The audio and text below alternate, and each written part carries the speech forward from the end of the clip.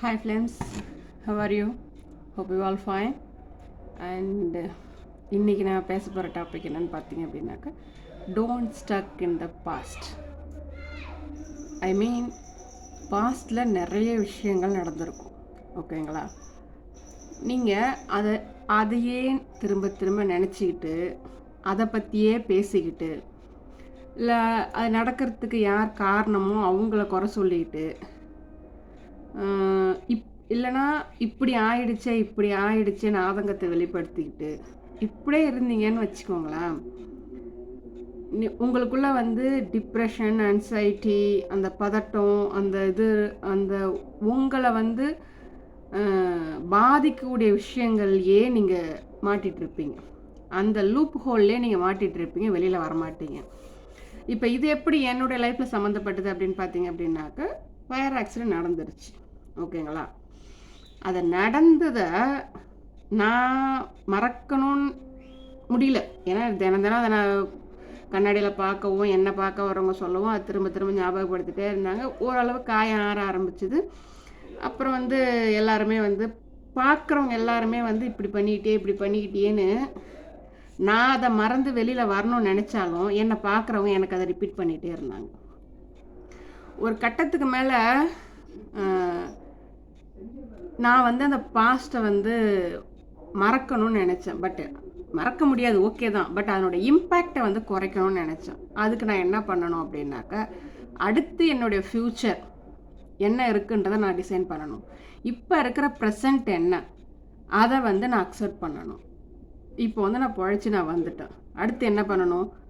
நான் வீட்டுக்குள்ளேயே அடைஞ்சு கிடந்தப்போ எல்லாருடைய வார்த்தைகளும் கேட்டு கேட்டு கேட்டு கேட்டு ஒரு கட்டத்துக்கு மேலே என்னால் மூச்சு விட முடியல மீன்ஸ் என்னை என்னால் தெளிவாக சிந்திக்க முடியாமல் போயிடுச்சு. சரி, ஓகே, வெளியில் வருவோம், என்ன வேணாலும் நடக்கட்டும் அப்படின்ட்டு வெளியில் வந்ததுக்கு அப்புறமேலுக்கு தான் டீச்சர் ட்ரைனிங் டிஸ்கண்டினியூ பண்ணியிருந்தேன். அந்த ஆக்சிடென்ட்னால திரும்ப அதை கண்டினியூ பண்ணேன்.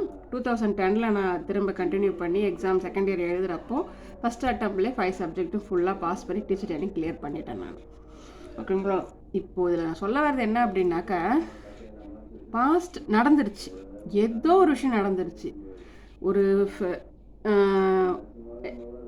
எப்படி சொல்கிறது, அதை இப்போ நீங்கள் பார்த்துட்ருக்கீங்க அப்படின்னாக்கா உங்களுக்குள்ளேயும் ஸ்ட்ரகிள்ஸ் இருக்கலாம். என்ன அப்படின்னாக்கா, உங்கள் ஃபேமிலி ப்ராப்ளமாக இருக்கலாம், ஃபினான்ஷியல் ப்ராப்ளமாக இருக்கலாம், ரிலேஷன்ஷிப் ப்ராப்ளமாக இருக்கலாம், பசங்க சம்மந்தப்பட்ட இருக்கலாம், பசங்க எக்ஸாமில் ஃபெயிலியர் ஆனது, இல்லை எக்ஸாம் அவங்க மீண்டு வர முடியாமல் போகிறது, இது மாதிரியான நிறைய விஷயங்கள் நடந்திருக்கலாம்.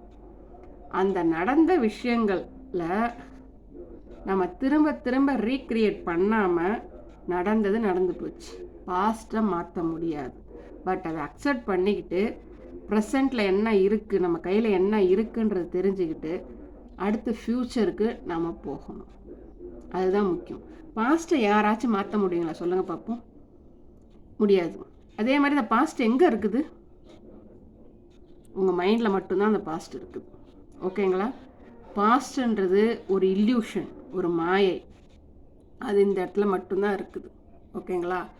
அதுக்காக உங்களுடைய ப்ரெசண்ட்டை எந்த வகையிலையும் நீங்கள் வீணாய்க்க தேவையில்லை, சரிங்களா? பாஸ்ட் இஸ் பாஸ்ட் சொல்கிறாங்க இல்லைங்களா? பாஸ்ட்னா பாஸ்ட் தான், நடந்து முடிஞ்சு போச்சு. அடுத்து என்ன பண்ணுவோம்?